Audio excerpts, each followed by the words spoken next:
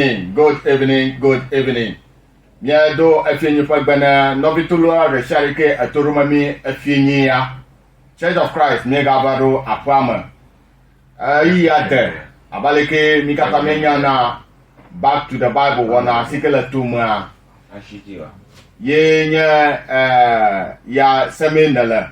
Neba agbenyen kakagbanto na nyanko sema nye gabaro apuama dutopo maunya gbogbo wana ikela tuma na mieda tuma ba ko shrare kai nya na nye laji enya po wunu ka afienya mau fa dogbadare ka alamnya do mai kejo togo nutoma me agboba na pepegere mnyanchi miase nububu goma ronu sosron bubu goma sikela yevu pa mo gbogba na introduction to the New Testament church. Nya na sagoma ale nubabla ye apa ha ajegome ye afio ko jegoma le nana pa numa pa nu sosro ya segemi ala afinya nya ora kanemi ado egbera apato mawu nya dakpenu ala bana aga bijina me ena kpere nyanchi ena bana agbofon ke ka sunya se me dakpenu kai ya daba me to me ga bare nyi re ofanya atia adwaja ata no klemila ese wo ma baliki na woni rana media ese ato bio miara Yesu Kristo kwa nkoma amen so for nyawizo yo lakinya dogji saba nyeleji akwa yo eduko nyankosem. Merci beaucoup. Nous vous saluons tous dans le précieux nom de notre Seigneur Jésus-Christ. Effectivement, ça fait 4 jours que nous sommes à la radio. Et aujourd'hui, le 5e jour, nous sommes là avec un nouveau message. Après avoir écouté hier la différence entre l'Ancien et le Nouveau Testament,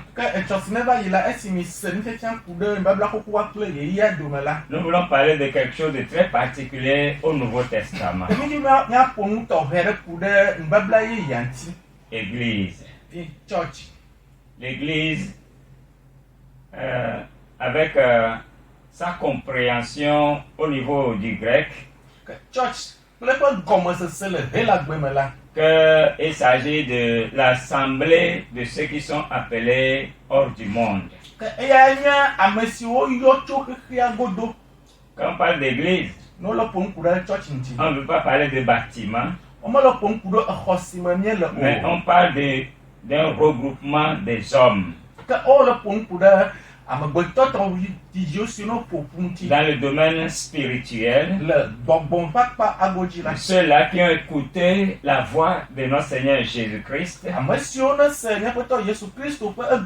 et ils ont décidé de se séparer du monde pour venir à Jésus-Christ, et l'un après l'autre pour former ce corps-là, ce groupe-là appelé Église.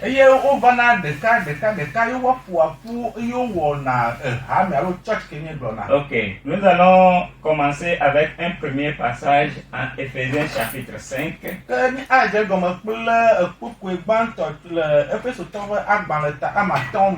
Du verset 22 au verset 23.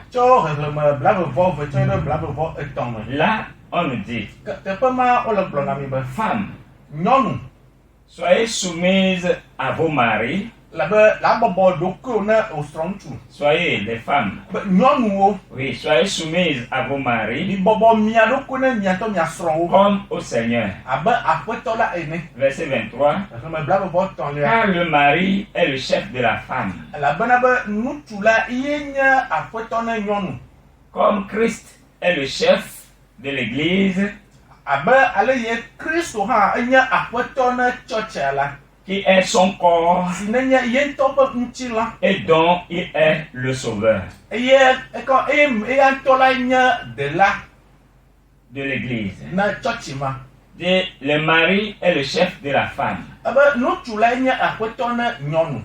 comme Christ est le chef de l'Église. Et l'église est le corps du Christ. Et il est le sauveur de ce corps-là qui est l'église.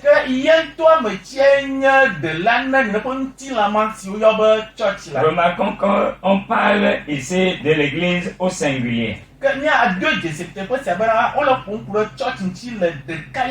Oui, l'église. Il est le chef de l'église qui est son corps. Et Jésus a un seul corps.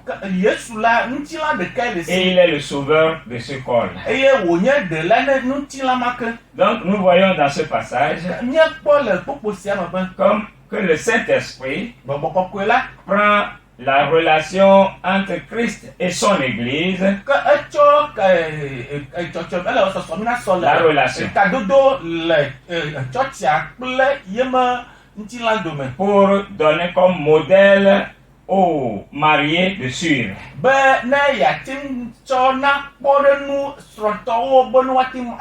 Donc les mariés, femmes comme Marie,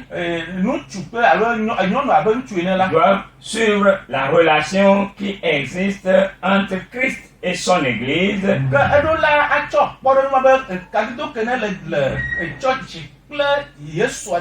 pour agir de même dans le foyer. Mais ce qui est intéressant dans ce passage, c'est que Jésus-Christ n'est le chef et le sauveur d'une seule église.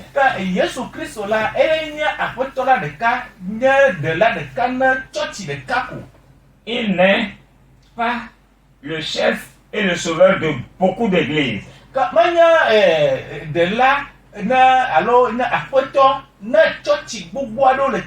Ou de toutes les églises.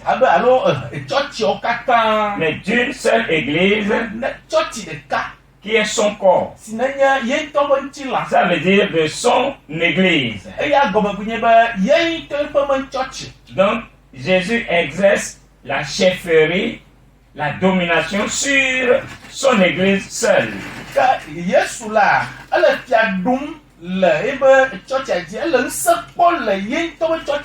Et il est le sauveur de cette seule église qui est son église. Donc, ce qu'il faut retenir est que si quelqu'un n'est pas membre de l'église du Seigneur Jésus-Christ,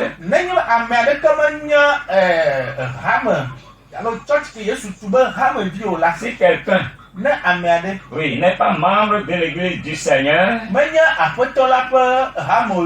et il est membre d'une église en dehors de l'église du Christ,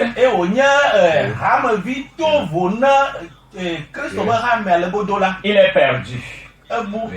Il est perdu parce que la seigneurie de Jésus-Christ, oui, c'est seulement sur son église et son travail de salut, c'est seulement sur son église. Mais voilà que les églises sont nombreuses aujourd'hui. Oui, beaucoup d'églises. Et comment est-ce que nous pouvons distinguer l'église du Seigneur Jésus-Christ?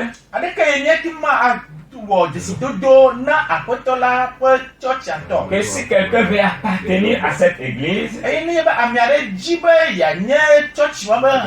quels sont les signes pour lui permettre de distinguer l'église du Seigneur Jésus-Christ, pour être membre de cette église, afin de s'assurer son salut?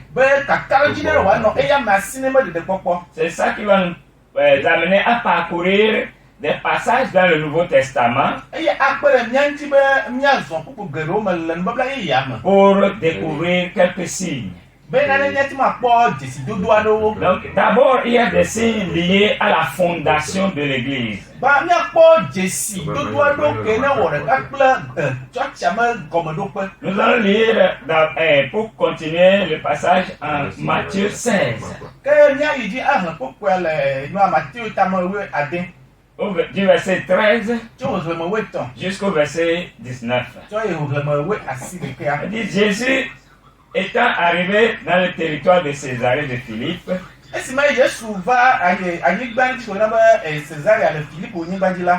il demanda à ses disciples, qui dit-on que je suis? Que dit-on que je suis? Moi, le Fils de l'homme. Les apôtres répondirent, les uns disent que tu es Jean-Baptiste, les autres Élie, les autres disent que tu es Jérémie ou l'un des prophètes. Et ça, c'est une fausse réponse. Jésus n'est pas la réincarnation de ces prophètes du passé.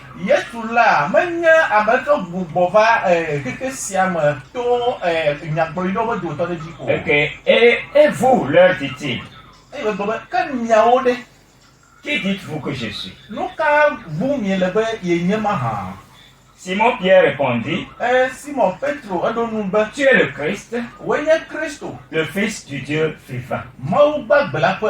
Et ça, c'est la bonne réponse. Jésus est le Christ. En ce temps-là, c'est difficile d'identifier Jésus comme le Christ. Il y avait plusieurs Jésus. Et lui, il était identifié comme Jésus de Nazareth. Point final.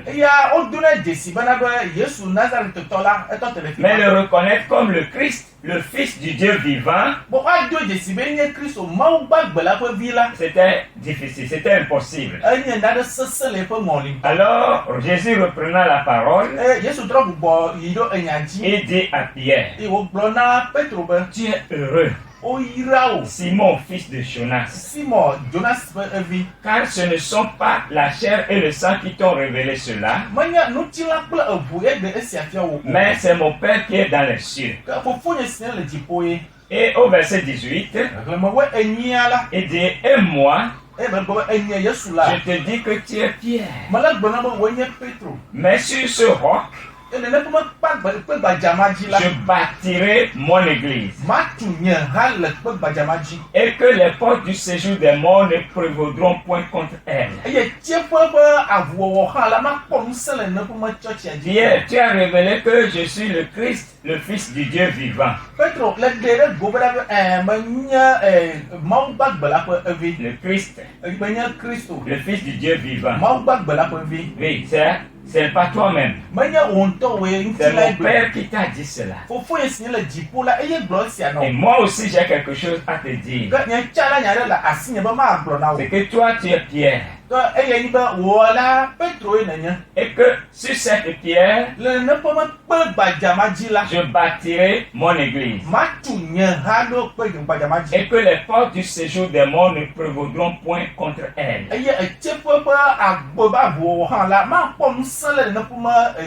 Oui, cette promesse de Jésus à Pierre est très importante. Et nous allons tirer beaucoup de choses dedans. La première, le mot église. Le mot église,